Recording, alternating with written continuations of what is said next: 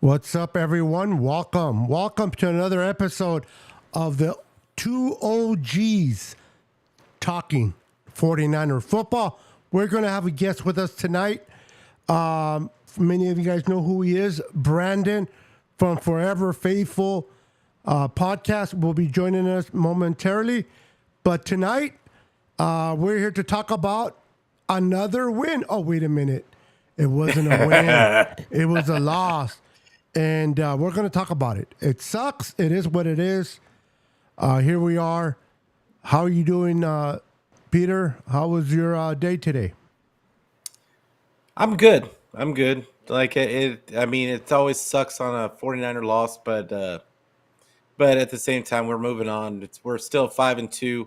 This is still a better situation than the 49ers are usually in, like at this time of the year. So yeah, I think that this team, hopefully that they learn from this loss. Hopefully they see they go back and look and are embarrassed at some of this tape.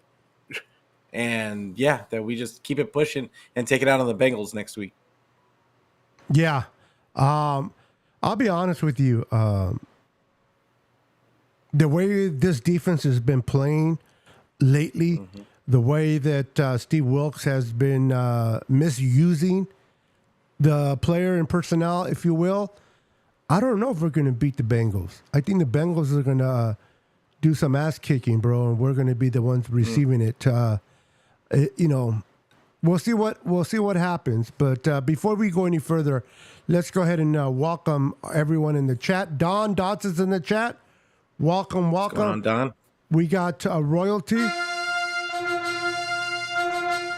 Welcome, Don. We got 49ers Throwback in the house. What's up, 49ers Throwback?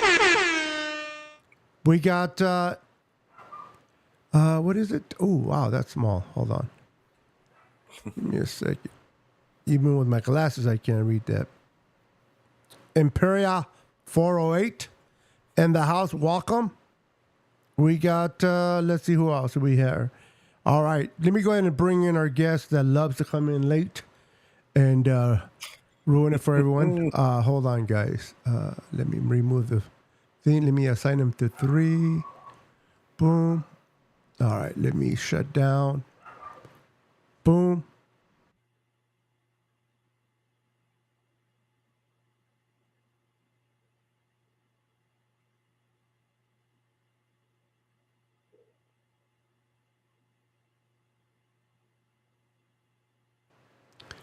All right, let's welcome everyone. Brandon from the Forever Faithful podcast, who's not here. He is. What's up, brother?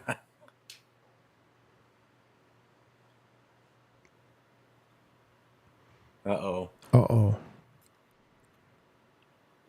Can you hear us? Hear you. Can you hear me? Yeah, now we can hear you. It helps when you take yourself off the mute. Yeah. What's up, brother? Welcome to the show. Can you hear the background noise? Yeah, I can hear the TV in the background. Definitely. Hold on real quick. Let me turn it off. All right.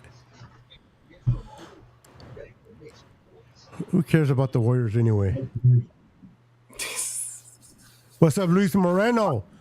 Watching your sorry Lakers get their ass kicked. The language. It's the first game of the season. It's the first, yeah. It was a long season. That's why I give them shit, because it don't matter if it's game 1 or game 82. I'm still gonna give them shit.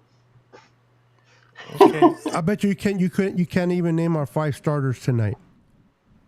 Your 5 starters? No, I can't, because thank you. My team, I don't give a rat's ass. Okay. Anyways, enjoy those 17 Super Bowls. I mean, championships. And we got a guy in the chat by Facebook user. Unfortunately, you got to identify who you are, or I'm going to call you Mr. Facebook. But welcome to the channel. So we were talking about before you came in, Brandon. We were talking. Me and Pete were talking about the game they just played out against Minnesota. Kirk Cousins dropped back 45 times, and we didn't touch him once in a sack. We have the same personnel, if not upgraded by some additions in that defensive. Why are we struggling more this year than we were last year? Do you think that Steve Wilkes has something to do with it? Yes. Yes, I do. Let me put it this way, dude. Nick Bosa basically kind of called him out without calling him out yesterday in In his the post press? game presser. Yes. And if that doesn't say something right there, then I mean, come on. Wilkes needs to figure figure something out because what he's doing right now, especially these past two games, it's not working. It's not working. Twin. That's all What's I up? gotta say. What's up, my brother? Hold on. Let me make this bigger because I am tripping here. Twin, what's going on, Twin? How you doing, man? Yeah, what's going on, Twin? Something. I love my guy. Yeah, I love my guy, Twin. Like that is my guy. Like Yes, but we do not agree. We do not agree on this subject. Like I just think I gotta say about Wills. I just think that the vibe is completely different.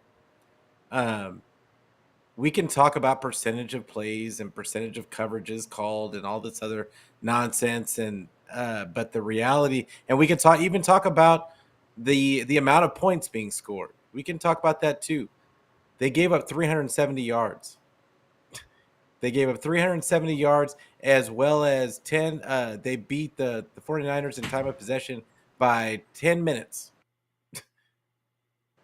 Like that cannot happen. They couldn't get off the field. They couldn't get it. It didn't even matter if they scored a whole bunch of points. They couldn't get off the field.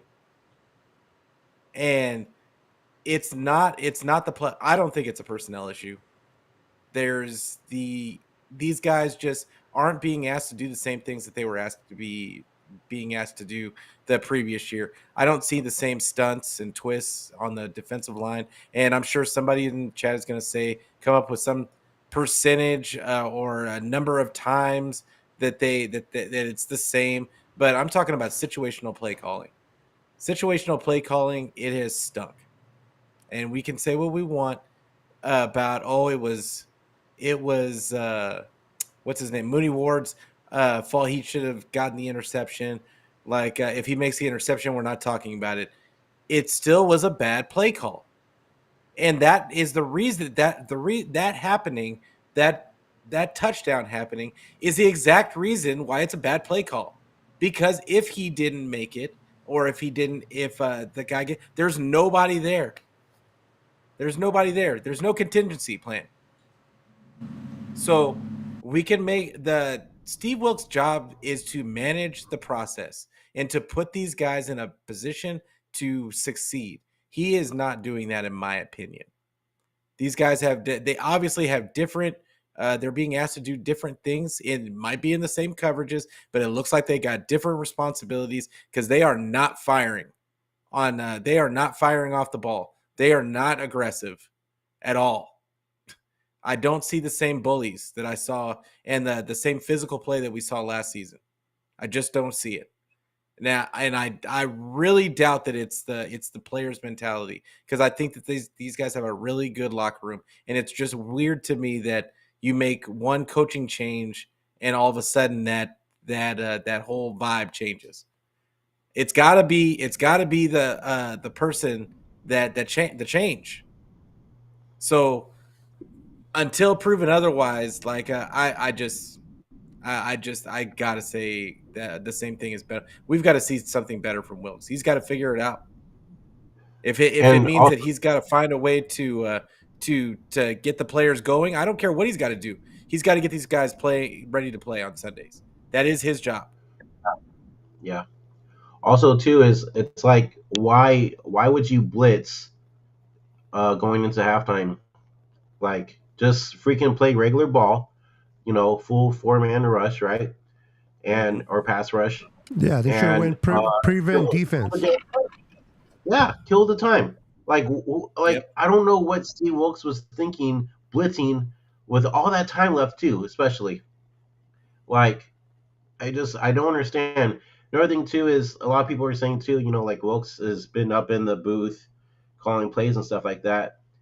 Do you guys think that him not being down there with them is not giving them like a lot of more confidence? No, bro. These guys Let's are say, these or guys are not college kids, bro. They're men. They don't no, I need that. know, but They don't you need saw that the rah energy rah. from D'Amico and how hyped up he always gets whenever the defense always made a play last year. Like that defense, like Yeah, but I how much saw. money are we paying Bosa? How many much money are we paying Hargrave? If they need that type of motivation of somebody jumping up and down on the sidelines, then these are the wrong guys to have on this defense. I But understand I get the charisma and the excitement and everything. I just think that like Twin Empire said, he doesn't. He made a good point. We don't give up a lot of points. I know the topic that I brought out was about Steve Wilkes and is he the problem? But me personally, I think it's Kyle Shanahan is the problem in this loss. The scheme that he built, and I understand he built it because of freaking Jimmy G, who's trash. If you're missing one component like Debo Samuel and you can't get the jet sweeps going, it just kind of throws a monkey wrench in the whole system, and they can't execute the way they need to execute. Before Debo went down,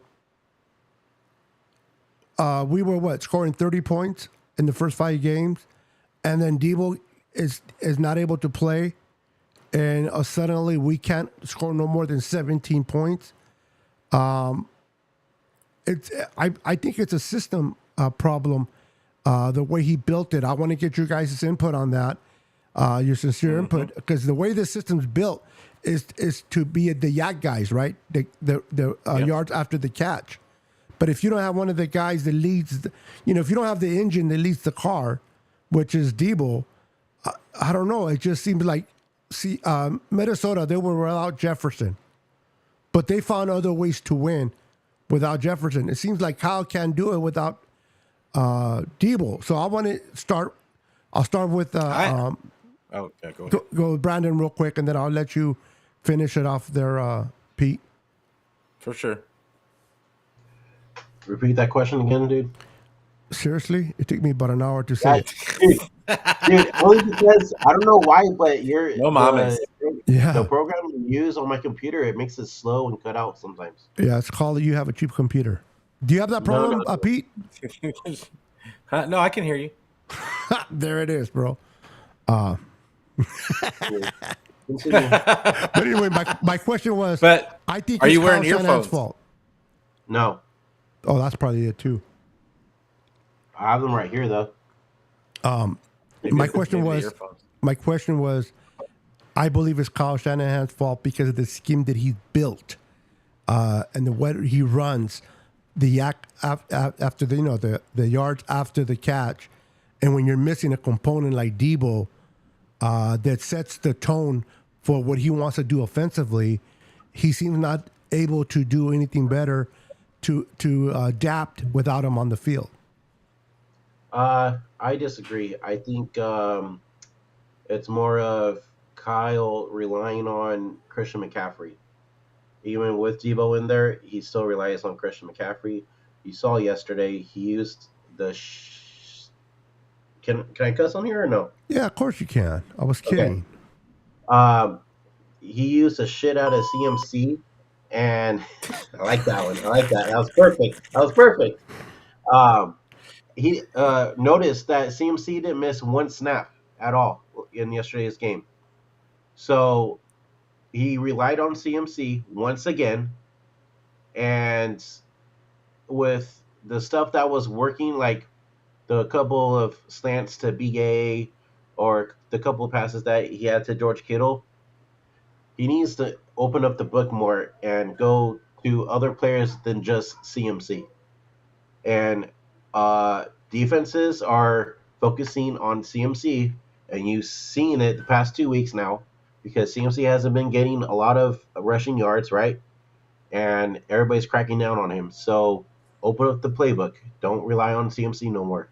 You're seeing defenses are going to attack CMC now. Go to somebody else now, because at the end of the day, dude, we have more than just CMC. We have a lot of weapons on offense. I don't know why Kyle keeps doing this, but it needs to change. What's your thoughts there, Pete? So I got a couple thoughts, and I see you down there, Twin, like talking about the offense, and I agree, and I absolutely agree that that the offense is a problem as well. But I think that it's and I like what you said about CMC, Brandon, because the fact of the matter is the 49ers have a stable of running backs. They don't have just CMC. And what and I got into with a person on Twitter today about the run game. And the 49ers all of a sudden completely losing their identity and them just basically going away from the run game. And some guy said that they were that they weren't going away from the run game. The run game wasn't working. They only ran the ball 15 times yesterday with running backs. 15 times. In the past, if we didn't run the ball 30 times, it was going to be a bad game. And Kyle has completely kind of abandoned that whole thing. I think he's found a quarterback that he feels runs his offense at an optimal level. But because of that, he has gone more to the drop back game, has kind of abandoned his identity of a physical offense and time of possession, and it's hurting us. It's hurting us. Like, because now all of a sudden you get a penalty that puts you back. There's nothing that you can really do to get those yards back. You're starting in a hole. You're not wearing down the other team's defense at all. Like that is part of being a physical football team, is running the ball down their throat, wearing them down, wearing the defense down, eating up time of possession. That is the point of the running game. And then using play action off of that, which makes everything easier for Purdy. Purdy is not a top tier. Before I say this, let me preface this by saying, can we just stop it with the whole elite conversation? It's not that he's not supposed to be a top tier quarterback. He runs Kyle's offense. We've talked about it multiple times. He is a point guard for this offense. He is not the offense. The offense shouldn't be running through Purdy. It should be running through this run game, and then Purdy is able to make the couple of throws that Jimmy couldn't make. That was the purpose of him, and that's why it looked so great when he first came in. And now that we've gotten to the point to where Kyle just feels like now Purdy is the offense, and he's just going to drop back 30 times a game. He shouldn't be throwing the ball 30 times a game. In my mind, he shouldn't be throwing more than 20 to 25 at the most. Kyle is just, he gets in these ruts where he goes away from what works because he wants to try stuff out. But in Kyle's defense, eventually he always finds himself again. And I believe that that's what's going to happen again this year. He's going to figure out that what he's trying out isn't working, and he's going to go back to the old tried and true of running the football and building off of that with play action, and it's going to get us back right. That's what I feel is going to happen. But this happens every single season. Last year, what did they start off 3-4? And we were talking about the identity of this team. The year before that, same thing. Like it's a cyclical thing with Kyle. He wants to try out new things because he gets a new toy and he wants to just wear it out. But the reality is he's going to go back to what works eventually. So that's how I kind of feel about Kyle. I do blame Kyle a lot for this whole thing, but I also blame the defense, because you can't give up 370 passing yards. That just can't happen. I don't care if it's bend but don't break, and that they didn't score but 22. I don't care. Like, you can't give up 370 yards and give up 10 minutes of time of possession. Yeah, you got to get off the field on third downs, bro. You can't converting those third downs into first downs, and the defense gets tired. It just seemed like they couldn't stop the Vikings offense, and Yeah. and the And you fact that can't they miss couldn't put field no goals. pressure. Yeah, it's ridiculous. And that secondary has been vulnerable. And I think 49er Throwback made a comment earlier stating that here we thought that our secondary was going to be better because we got a secondary coach that is going to work with our secondary, and he doesn't trust his corners. He doesn't trust his corners, and they're the same corners from last year, like you said, Pete, earlier when we were talking. He doesn't trust his corners. Yeah. What is it that do you think, in your guys' opinion, that's going through the mind of Steve Wilkes? What is he trying to?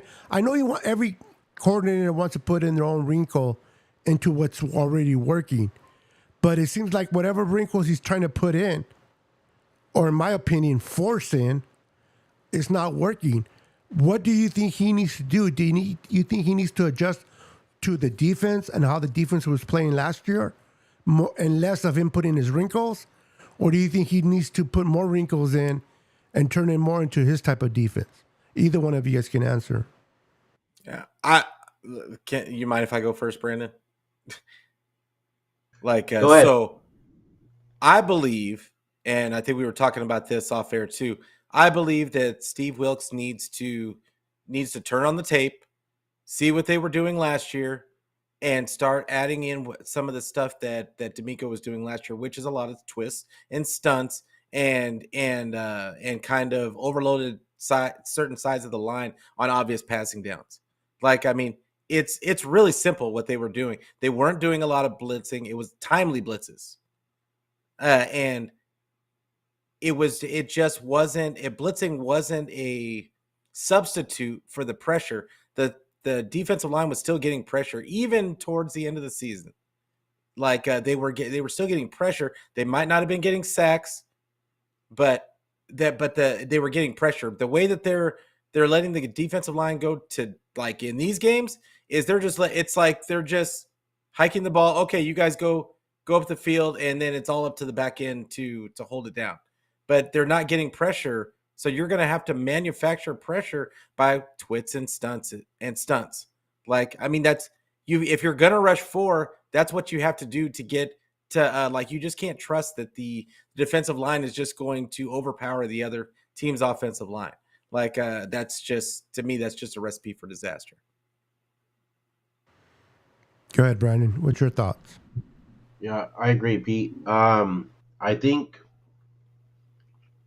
because I don't know what goes through Steve Wilkes' head, but I feel like because the defense is already used to rushing 4, like you said, Pete. In my opinion, I think they should just stay with it because it was working, and I think Steve could figure it out and make something happen to where the defense looks better than what it has the past 2 weeks.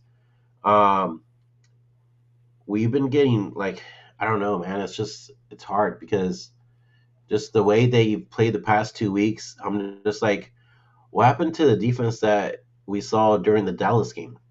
That was top contender team, right? And that defense came out and they played like the It same trusted defense. his corners. Exactly. And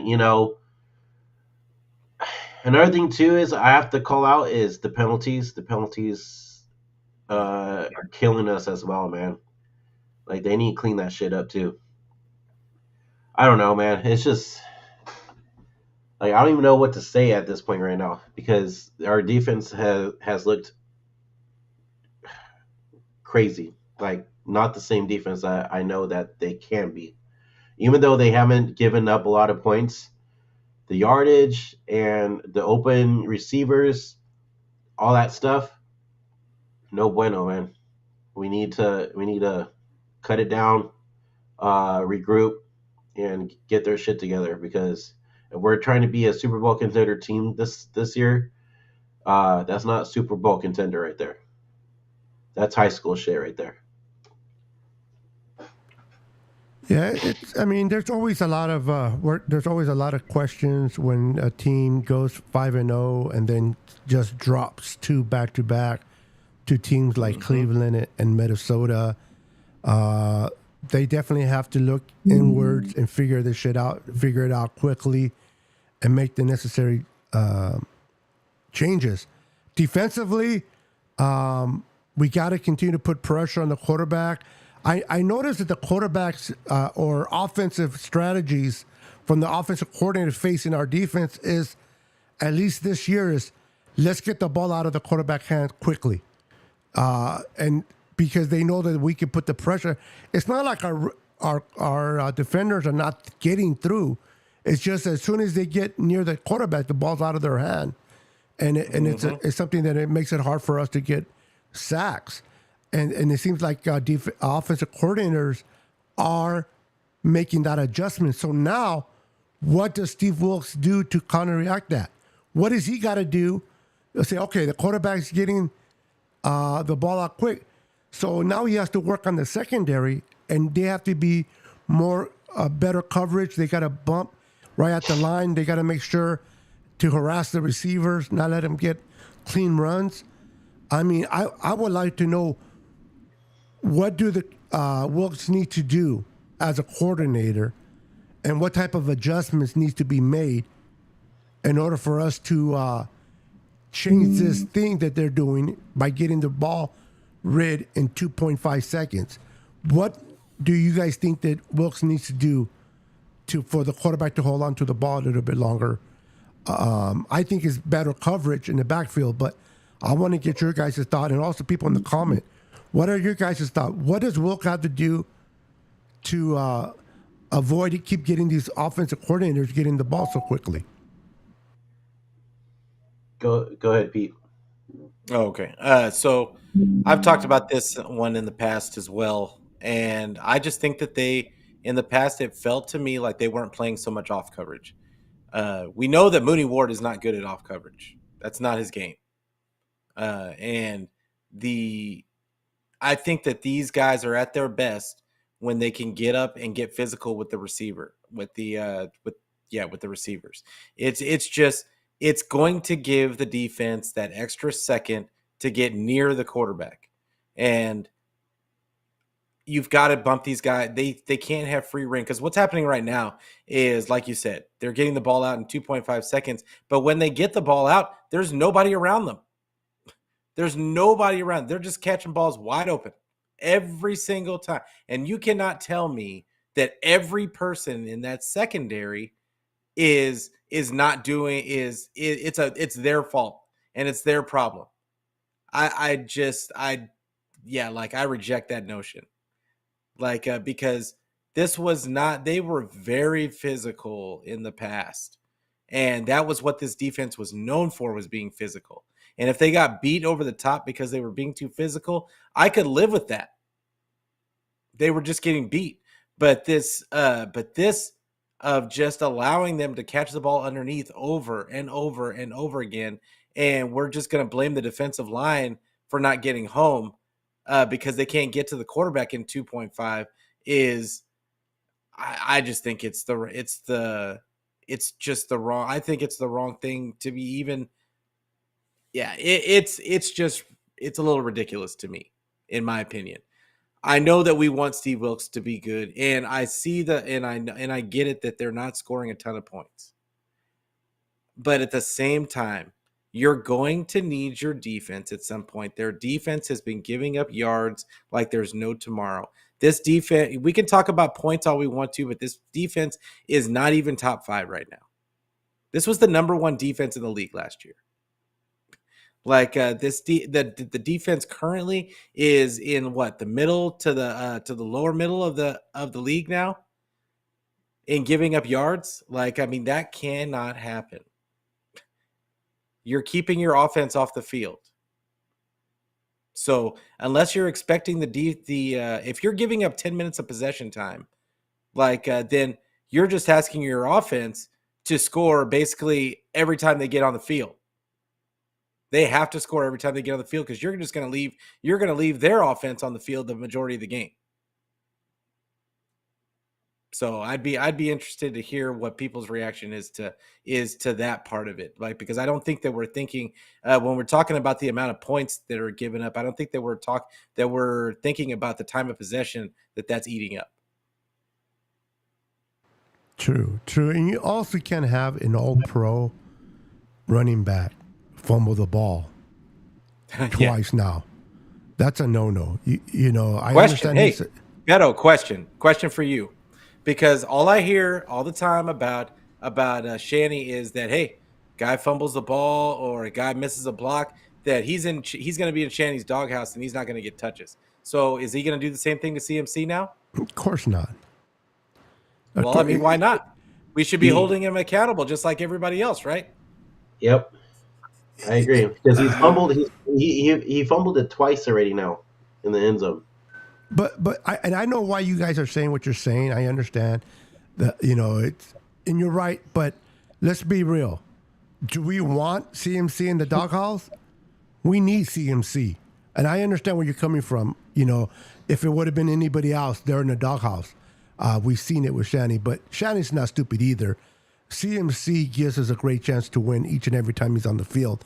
Not only in what he does in his own production, but how defensive coordinators plan their game for a guy like CMC. Now, I wasn't happy and pleased with that turnover, but this kid is special. And I read somebody in the comments wrote earlier about, you know, CMC's hurt and Kyle Random every snap. Listen, if you're the highest paid running back, in my opinion, and you say you can play, your ass better play. I don't believe in that crap of, you know, rest the player because he's valuable. He might miss a couple more weeks if he plays too early. Nobody knows their body like a player does. I've been hearing all last week prior to him playing yesterday that you got to save CMC from himself. You got to save him from himself. Stop with that bullshit. And nobody knows their body more than the player themselves. And the coach understands as well. If a player says, I can play, and he gives you the best option to win, you better damn put him in there. He's the highest paid running back. I don't know what your guys' thought is that, but I'm not with it. Nope. If you know, he's not 100%, don't play him. If he says he can go, he can go. And I don't know about you guys, but did Christian McCaffrey give any indication that he was hurting in all those snaps? No. At least I didn't see it. Yeah, I didn't see any issue, but I feel like he's a warrior. Yeah, but not even a pain or stretch or nothing. Mm-hmm. You know, even because you know the camera was on him when he wasn't looking, but nothing. So the thing is, if he can go, he can go. So from that perspective, I'm okay him playing. Now the fumble issue is a problem because now that's not usually what he does, but now this is his second time doing it, and it kind of took away the whole momentum, right? Because we get the INT with Ward, we score first, and who knows how it would have turned out. But then you turn the ball over, and it kind of happened the same way the first time he turned it over, right? Didn't Warner, somebody get an interception, and then we were supposed to score, and he turns it back to the. Yep. It's like, come on, CMC. Who are you playing for? But I mean, like, why are we depending on one running back? We've got Kittle, we've got Ayuk. They've got at least two other running backs that can run. Like Elijah Mitchell, who hasn't really gotten a chance to really get going, and then Jordan Mason. Every time he touches the ball, he's getting 5. Like so, 5 or 6. Like so, I'm not quite sure as to what we are waiting for to diversify. And I heard a lot of people talk about that we can't run. We can't. They were stopping the run. Well, because you're not consistent with it. Your teams are gonna stuff the run from time to time. Every run play that you run is not going to go for 10 yards. Like you have to keep doing. You have to be consistent with it, because just like even Minnesota, they didn't have a ton of rush. They didn't have a ton of rush yards. But what happened was they had that one or two big plays off of it. For the majority of the game, they were getting stuffed. The defense didn't play bad against the run, as far as I'm concerned. They had the one or two like missed tackles that caused big runs, but for the most part, they were consistent. And they busted a couple. That's what has to happen with the 49ers run game. And I feel like that's what that we have to get back to, and just wearing teams down. I'm not going to gloss over the whole time of possession thing. I think that is a huge piece. And then, I mean, because the 49ers only punted once. We're talking about the offense. They only punted once. Yeah. Like, did anybody else notice that they only punted once? Yeah. Like, Yeah. it's so we're talking about the offense, but how many attempts or how many chances did they really get if they only punted once, and they still lost, and they still only scored 17 points? And they scored that against a defense that you're not going to sit there and convince me that it's way better than the Browns. This defense is not par to what they are, and the Niners couldn't move the ball. And it seems like Kyle. Somebody mentioned in the comments something that Kyle has a trust issue, and if he doesn't trust a certain player, he doesn't go to them. He goes to those that he trusts. He's not, and I don't like that about Kyle. I really don't. He doesn't go like a Ronnie Bell because he's a rookie. He doesn't go Jordan Mason. Okay, so he had some fumbling issues earlier this season. He's not doing it now. It's like you got to give players opportunities to redeem themselves. And it seems like Kyle doesn't trust you unless you are a big name like CMC, or a big name like, Kittle. Other than that, you pretty much, he doesn't trust you. He doesn't trust Kittle either most of the time. That's true. What were you notice too that so Elijah Mitchell gets out there, right? Goes freaking one rush for -1 yard. Okay. And then we didn't and then we didn't see freaking Jordan Mason at all either last night. And he's been doing pretty well the past couple weeks. He's like averaging 6 yards a carry? Something like that, right? That's all he does. That's all he does is average 6 yards a carry. I don't get it. I just don't. But like he's gaining those yards though, is what I'm saying. Is like he's gaining more than what Elijah Mitchell has been getting, right? But he's averaging more than CMC too. Yeah. So I don't know. They have to figure this out. We cannot lose 3 in a row and then go into the bye week. It will not be looking pretty. They're playing at home this weekend against Cincy.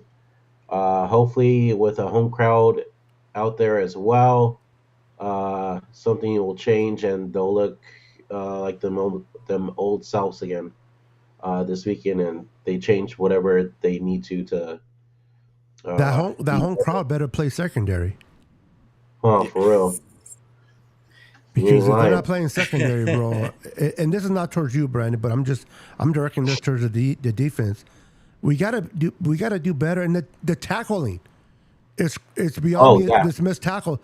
All pro Fred Warner, and I love me Fred, but the dude had like 3 missed tackles, and I know players are entitled to have a bad game, and so I'm not going to be harsh on Fred, but they gotta tighten up on these tackling because it seems like these players were just bouncing off of them, and 2 yards turned into 6 yards. That can't happen either. So last night they had 7 missed tackles, I believe. But that's terrible. I wouldn't say it was all on Fred though, because it seemed like Fred was literally the only one playing out there on defense. To be honest with you, he was making fucking plays.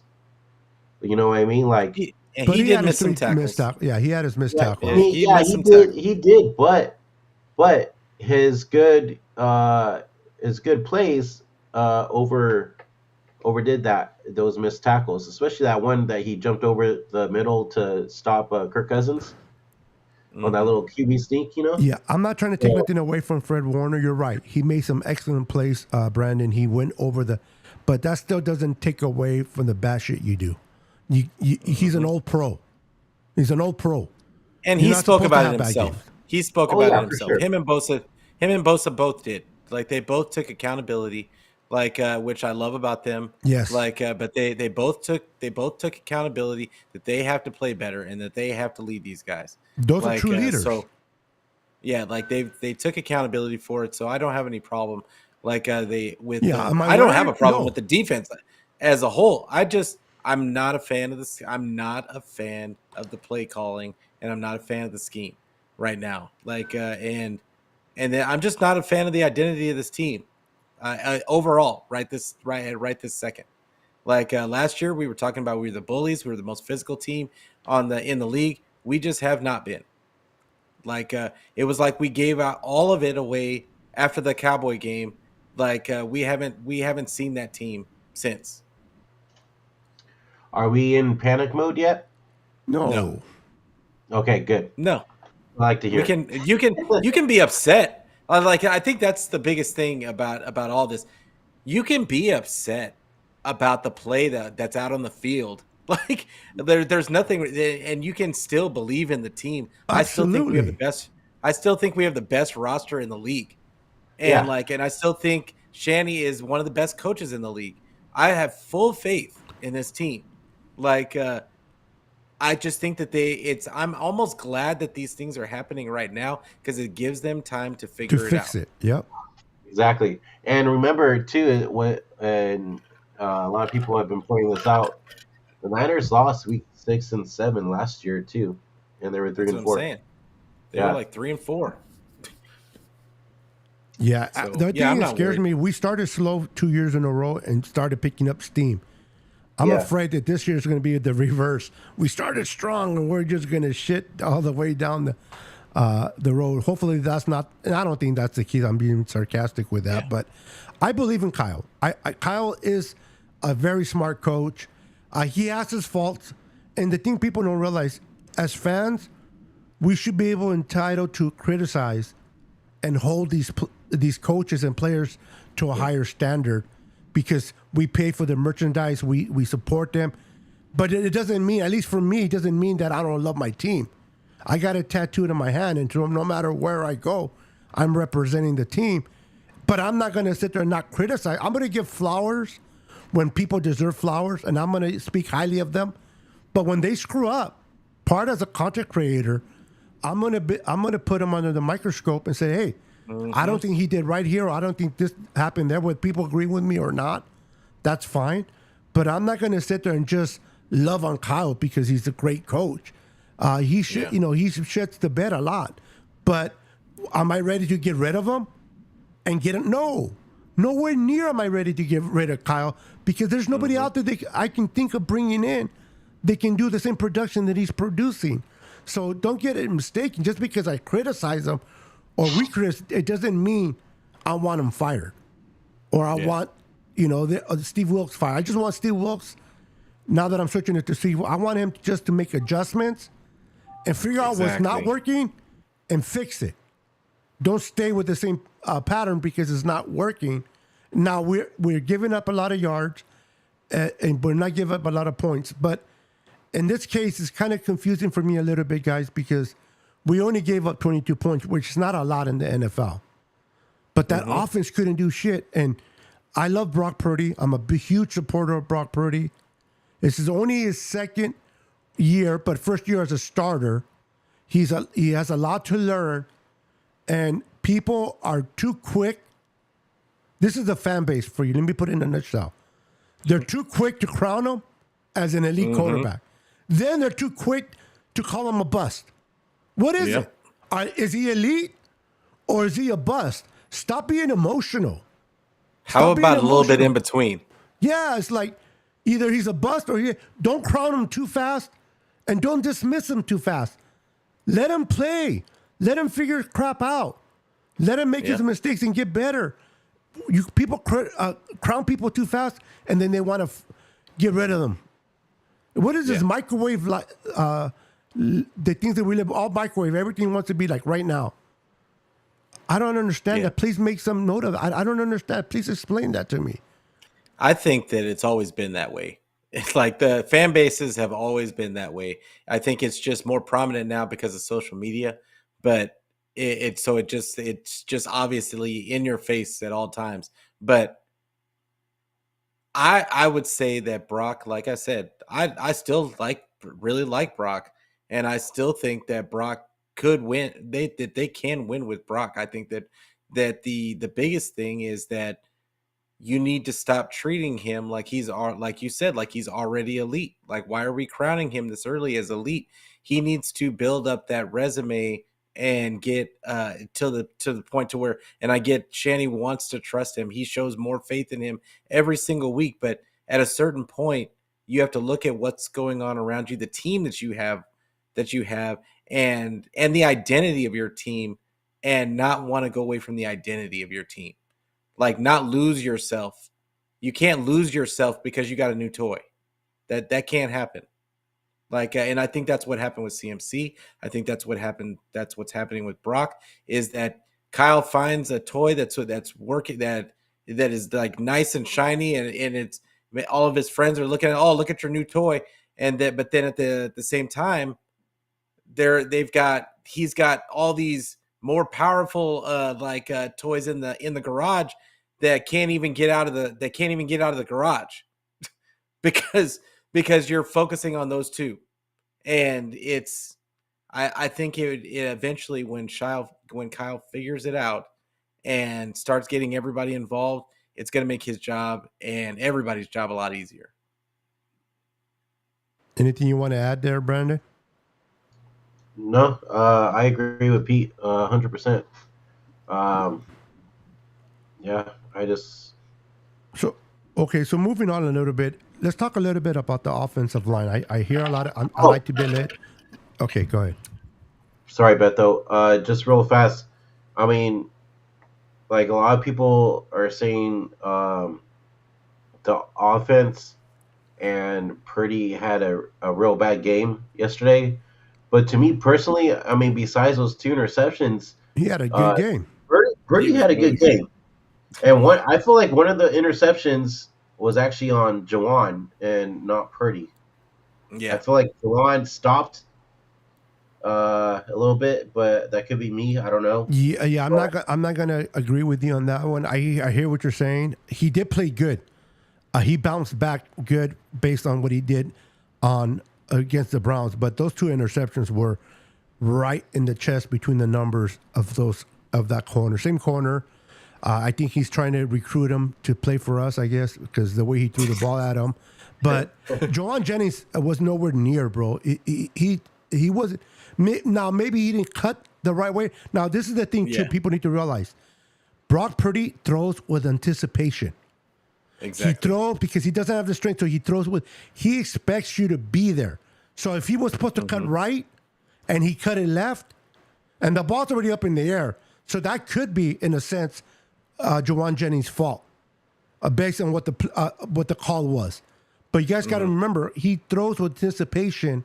He's not a Josh Allen where once the receiver gets to the spot, boom, he throws a dart right to them. He has to anticipate the ball up in the air before the receiver even makes his cut. So maybe you are right. Just because Jawan Jennings wasn't near the ball, maybe he just didn't cut the right way, and Brock Purdy let it go.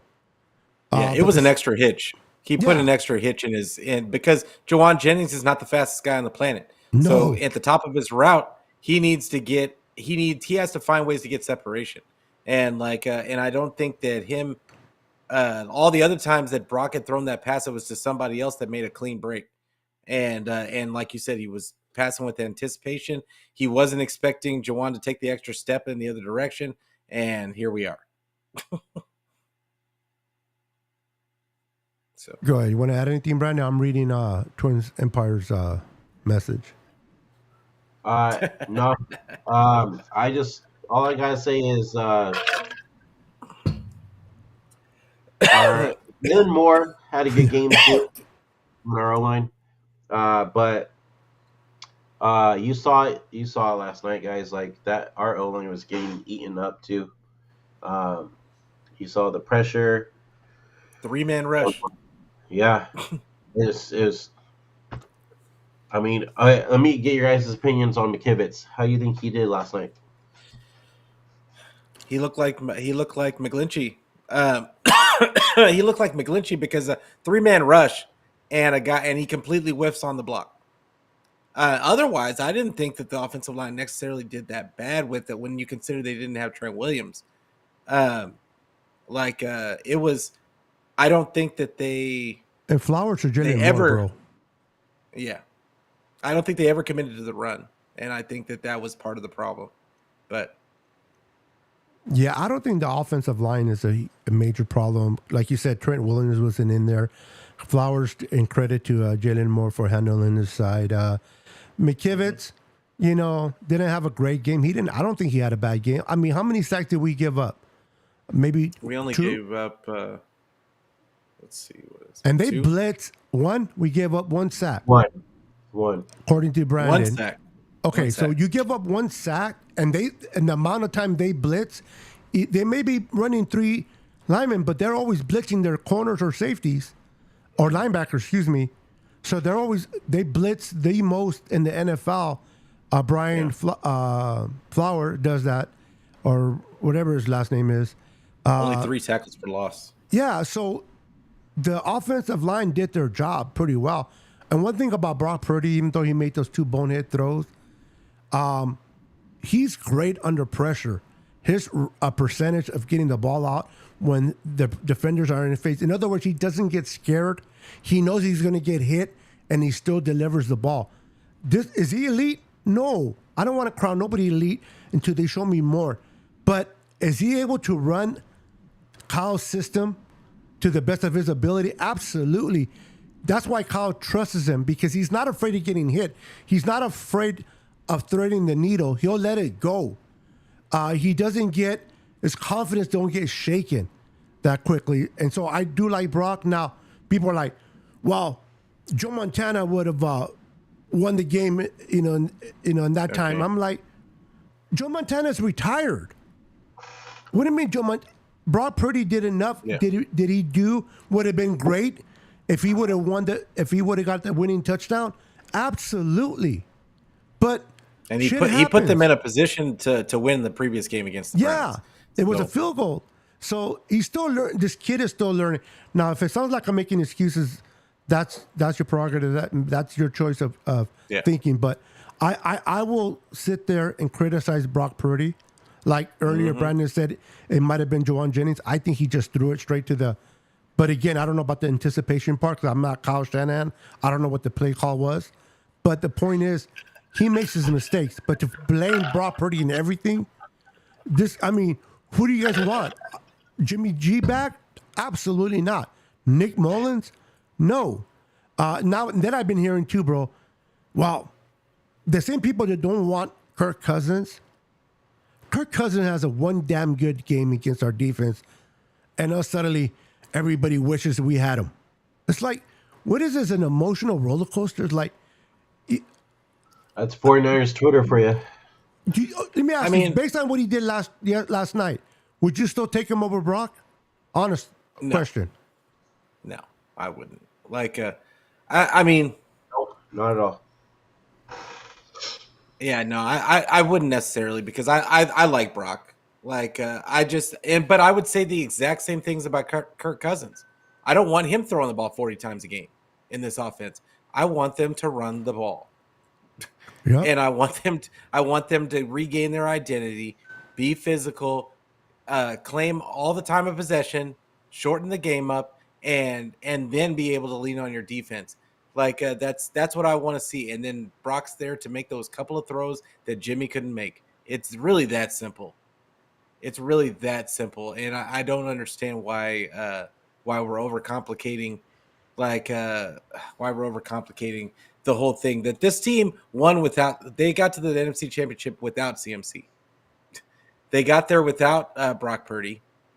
They got there with a young Debo. They got to a Super Bowl with a young Debo, who wasn't Debo at the time. There was no wide back. They had Kittle and Mostert and Kendrick Bourne and a washed up Emmanuel Sanders. They can make it with this team. They absolutely can make it with this team. This team is so much better on offense than that 2019. The pieces are. that they can make it. That Kyle just has to get out of his own way. Yeah, I agree. I agree. I like Brock Purdy. I think I love the way they use CMC, but I'm also with you guys. Jordan Mason, such a great running back. Give some rest to CMC. I don't understand why Kyle, even though I understand CMC is a great running back and a receiver, and is having him on the field is important because Kyle can call certain plays when CMC's on the field, other than having Mason on there. But you got to give Mason an opportunity to run. This guy, he runs between the tackles. He's a mauler. Why didn't he? I don't know. Even know how many plays did he get? How many snaps did? I know he got in there, but how many snaps did he get? Or did he get any? Because I know Elijah got in yesterday's game. Yeah. In yesterday's game, Yeah. No, Elijah only got one carry, and Mason got none. Oh, he got okay. See, He got none. That's what I'm saying. When CMC literally took every single snap, basically. Yeah, he got 15, and he only got 15 carries. And CMC only got 15 carries. That's what I'm saying. That cannot happen. So who's to only blame run on the that? ball Is with that your running Kyle's back. blame? That's Kyle. Or CMC? Ultimately, I know it's Kyle because he's a coach. I understand. But do you think CMC is like, I want the ball? And Kyle's like, okay. No. But I mean, even if he was saying that he wanted the ball, they only ran the ball with running backs 15 times. Yeah. Like you're not going to win games. You're not going to win time of possession only running the ball 15 times. You're just not. Go ahead, Brandon. Well, here's my question for you guys. Since we're talking about blame, who's it to blame for the whole game? The whole game? I mean, there's so many. Yeah. It's Where do we start? It's the second loss in a row where it's a complete team loss. Special teams, we missed a kick, we missed a field goal. Offense fumbled the ball and got 2 picks. The defense gave up some ridiculous points and just missing tackles all over the place. It's a complete team loss all the way down to the coaching staff. Yep. They were not ready to play again for the second game in a row. But that cannot happen. And how are you guys feeling after Jake Moody misses a field goal again? I feel the same way that I felt when they picked him 3rd overall. It was a mistake of a pick. Not because, and he might end up being good. But the reality is this: you don't spend a 3rd rounder on a kicker, and you just don't do it. Now, in the sense of where he got picked, I see where your point is there, Pete. But just as a kicker, let's forget where he got picked. Let's just talk to him as a kicker. People need to just kind of chill out a little bit, okay? It's like, we should fire Moody. We should cut him and bring back Gold. The guy made a 55. Okay, yeah, he missed the 40, and he's going through some issues, but he made a 55. He's young. You got to give these players time to develop and fight. Everybody are warriors from watching on TV, right? You're sitting there eating a hamburger, a hot dog, nachos, and drinking beer, and you're all going, this is what this player should do. This is what that player. But I bet you if I put your ass out there to kick the ball, you'd be missing and I'm talking about everyone. The ball would be going everywhere. It's not easy. Now, they're getting paid. I understand. But he still has to find his identity, who he is. He got to figure shit out. It's not like he's been kicking for 2 or 3 years. I'm a firm believer. You got to give every player at least 3 years to see what they're going to be. 3 years. But that's my point, Beto. That's my point, is the fact of why, if this is a team that is trying to go to a Super Bowl, why do you take away a veteran kicker? Why do you give away a veteran kicker and then replace them with a rookie that has not found themselves? Because he wanted more money than what because he held the Niners hostage. No, he said he didn't want to be there. I'm not even talking about Gold at this point. I'm talking about, you could have brought in. Oh, you're talking about another veteran. Got you. Okay. You could have picked any veteran kicker you wanted to pick. There was a bunch of them out there. You chose to go with a rookie kicker because you thought you were going to set yourself up for the foreseeable future. But the history of rookie kickers is not good. It's not good, and especially ones that are picked high. So I just don't. I just think it was a bad. That part was a bad idea, and it's already lost us one game. It's already lost us one game, and it had a hand in losing this game. Like, I'm just afraid of what's going to happen down the stretch with him because like you said, he doesn't have we don't know what he is, Nope. and we don't know if he's going to turn it around. So the unknown with him is It's the scary. problem. Yeah. I mean, he can give you that winning field goal that everybody picks him up and we're like, heck yeah. Or he can miss that freaking kick that we lose the Super Bowl. Kind of like the Bills against the Giants. But that puts extra pressure on him as well. Yep. Being a third-round pick of a Super Bowl-ready team. And that's why there's just multiple reasons why I just thought that was a bad idea. Yeah, I also heard too that he was losing his footing too, especially during like pregame warm-ups. Yeah, I saw that. Yeah. I like his smirkiness though. He clowned Aitman. I think it was Aitman that said it, or somebody mentioned it, or it was Joe Buck. But he's like, I forgot. I don't want to quote what Joe Buck said he was told by Moody, but Moody clowned him. Like, what do you want me to do? Change shoes, or I don't know how he said it, but I thought it was hilarious. And then he goes misses a kick, and Joe Buck took the opportunity to kind of nail that on him. But he made a 55-yarder. We lost by 5. It would have been 2. At the end of the day, 2 or 5, it still would have been a loss. Now I understand. Who knows what the momentum is with that 41-yarder that he missed? But imagine if he would have missed that 55. It would. They probably wouldn't even brought it home with them. Honestly, in the moment, I was like, we should have just gone for it. Like, why are we giving him the ball right now? I questioned that too. Maybe I thought they were trying to build his confidence, but yeah, I mean, okay, but I mean, and I guess but it's a scary. You're going to give him decision. a 55-yarder after he just missed a 40. Like, I mean, I was like, what are we? I was just thinking to myself, what are we doing? Or maybe Kyle I don't told know him what's this: going on. You make it, I'll give you another chance. You miss it, your ass is coming home on your own, and we're finding another kicker.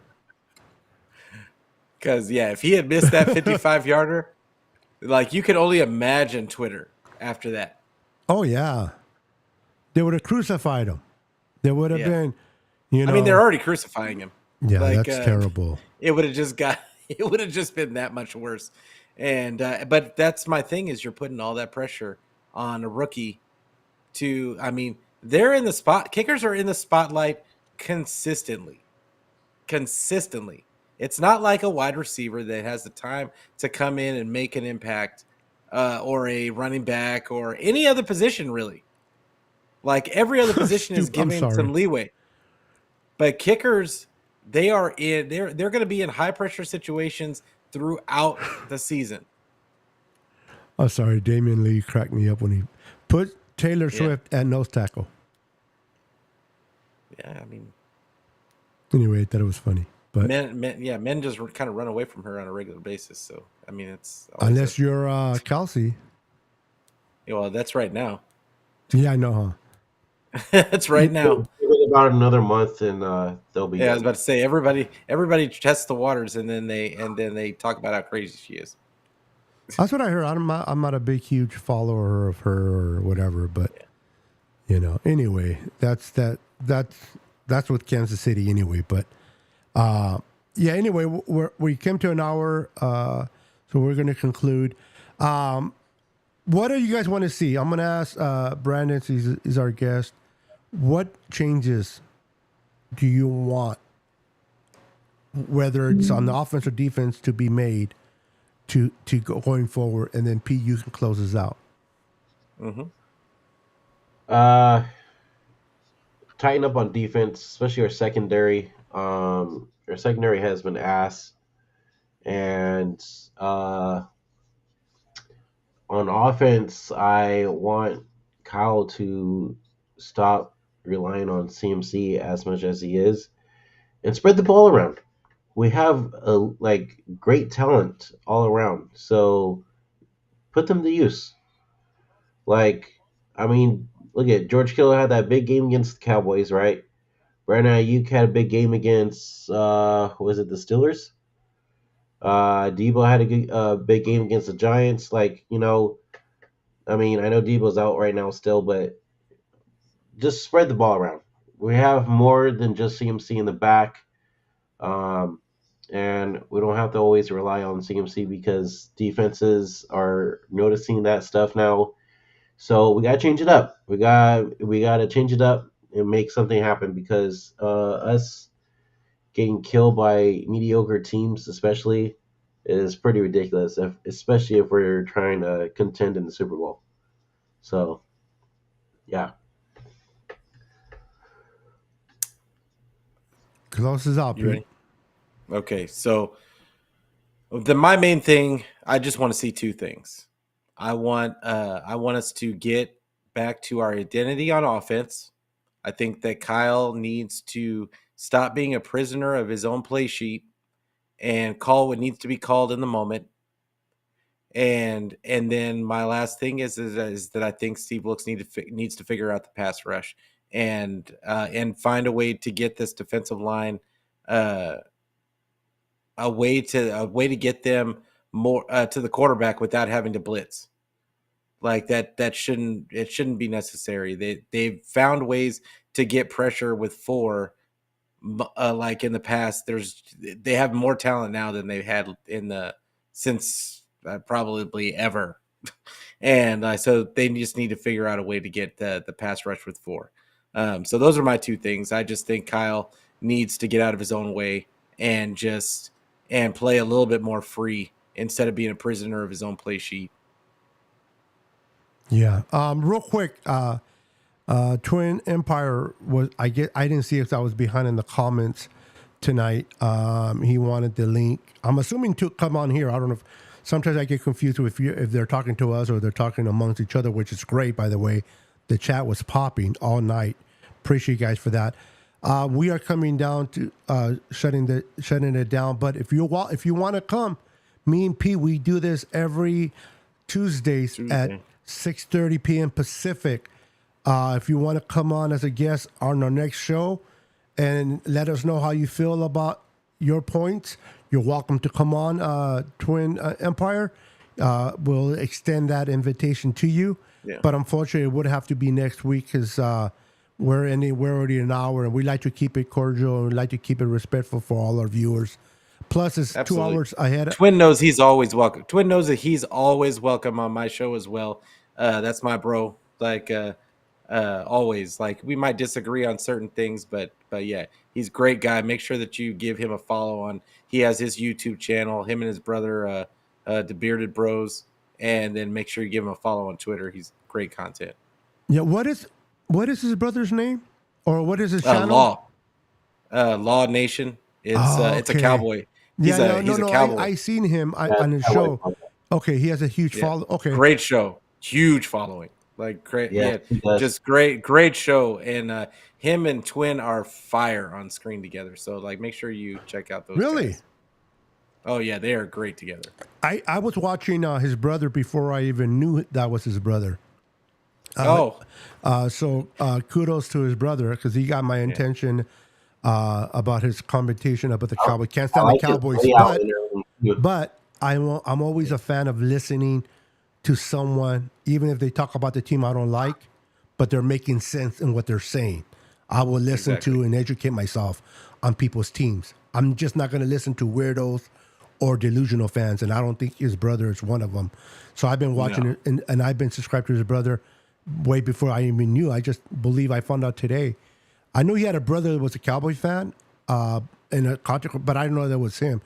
And now that I think about it, when I see his brother now, I can see the resemblance. Yeah. So if anything, the beard. Real quick, I just want to shout out Laura Cat. Laura, I know you've been in here. I've been dragging my feet on these comments. My apologies. 49er Eddie popped in. Javier Rios popped in. We got great messages. Jesus M popped in. David McNiner popped in. I just want to acknowledge Damian Lee popped in and want to acknowledge everyone. Thank you for keeping the chat active. Thank you for being involved in the channel. Make sure to hit and subscribe, not just to my channel, Niner Sickness Podcast, but to Niner Fanatic Podcast, which is Pete's channel, and also for Forever. God, so many names. Don't tell me. Forever Faithful Podcast, which is Brandon's channel. I mean, I didn't do that disrespectfully. So many damn names. No, I get confused because look at they're so similar. Shut up. Anyway, I'm giving you you know what? Don't follow Brandon. He only has like 200 people. Wow. No, just kidding. No, Brandon's a cool guy. Make sure to follow him. Make sure to follow Pete. And if you have to unsubscribe from me to go follow them, then do it. They're doing We'll be great. live tomorrow, by the way. They're doing great work over there. Follow them. Brandon just loves to sit there and look pretty in the camera and let everybody else talk, but he does that very well. So we got to give him credit. Look at that smile. Hey, now. Hey, now. All right, guys. Thank you for tuning in. This is the two OGs just talking 49er football with our guest tonight, Brandon. Thank you for coming in. And everybody out there, thank you so much for hanging out with us. Until next time, we are out of here. Stay faithful, remain faithful, Go Niners. And let's not fire nobody. Go Niners. 10, 9, 8, 7, 6, 5, 4, 3,